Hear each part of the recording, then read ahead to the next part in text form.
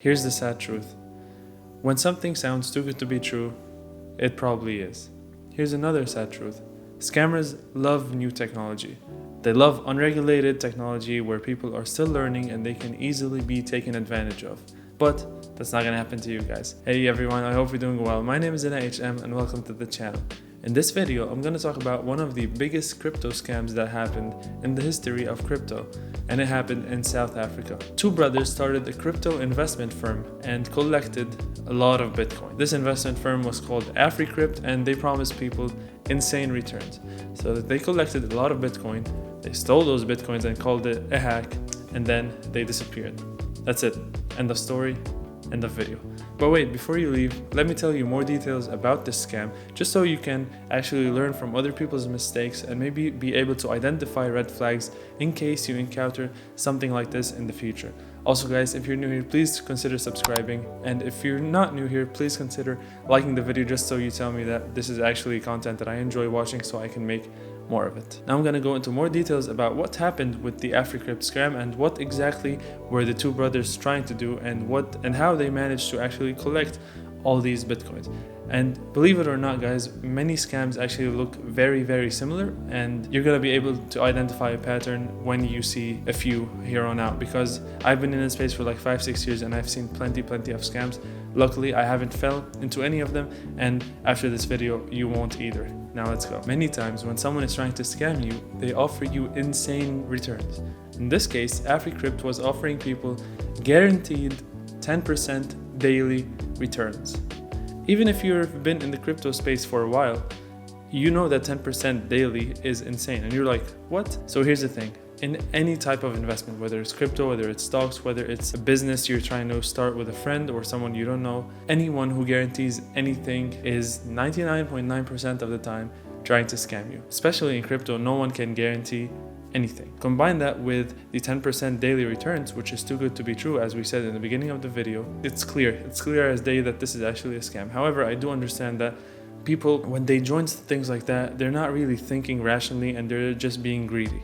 And 10% returns definitely can get anyone to be greedy. However, you have to be rational and be less greedy from other people, just so you can actually identify those scams and not fall for them like some people did. What's crazy about the story is that even Africrypt employees lost access to the back-end programs 7 days before the attack happened. And after it happened, the owners called it a hack and that the system was compromised and that even the employees do not have access to the back-end programs, which I would say is somewhat smart.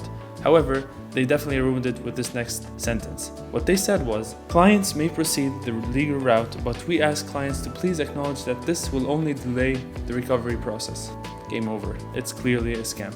When someone tries to scam you, or when someone does scam you and tells you, please don't contact your lawyer because that's just going to delay the process, well, if the two brothers weren't scamming people, what they would have done was they would say, you can actually proceed the legal route because we have nothing to hide. However, they said, don't go the legal route because it will only delay the recovery process, which is absolutely false. In addition to all that, the brothers were completely unreachable.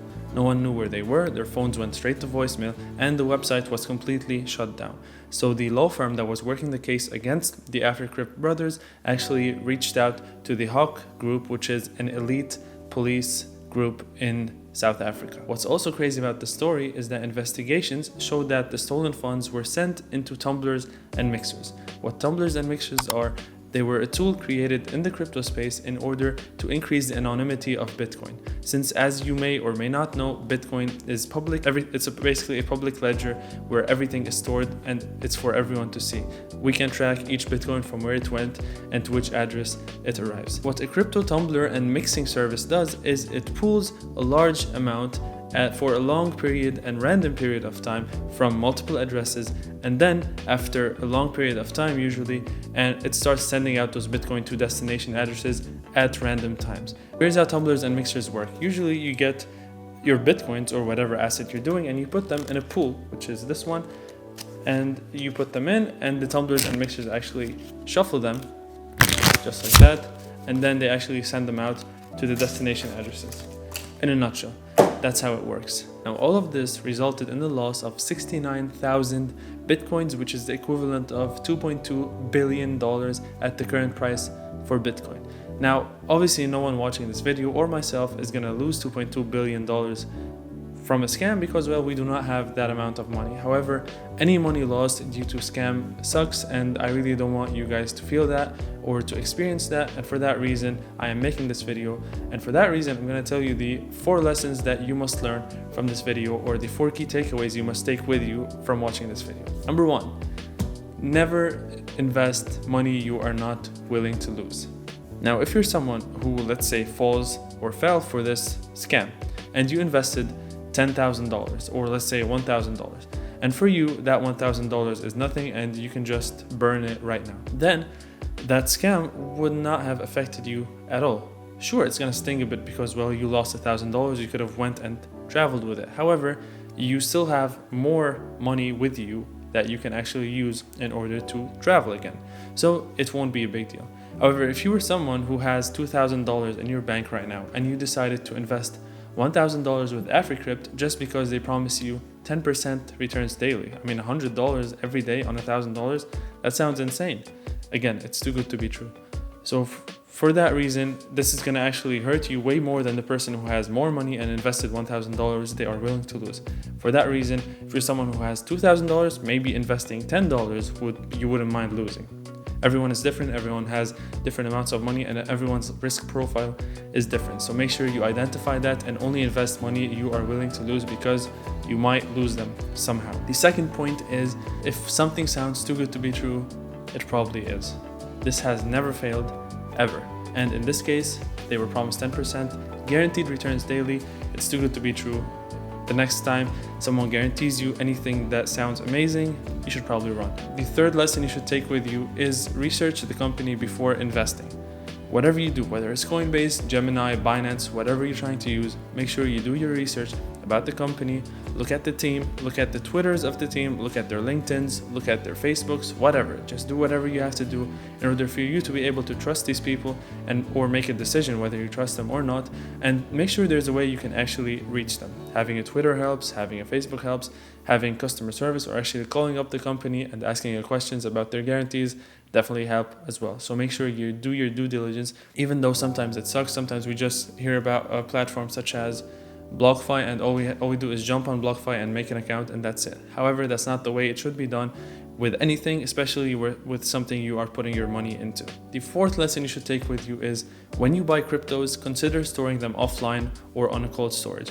And this is probably one of the most important of the 4 lessons, because once you store your cryptos offline, you are the only person who has control over them, and if you lose it, well, it's on you, and no one else could steal them from you because you have the secret phrases and all that. You can store your cryptos offline by using something called the Ledger Nano S. I have a link in the description if you're interested in purchasing it. Also, purchasing it using the link would definitely help me and give me some percentage, but it's at no additional cost to you guys.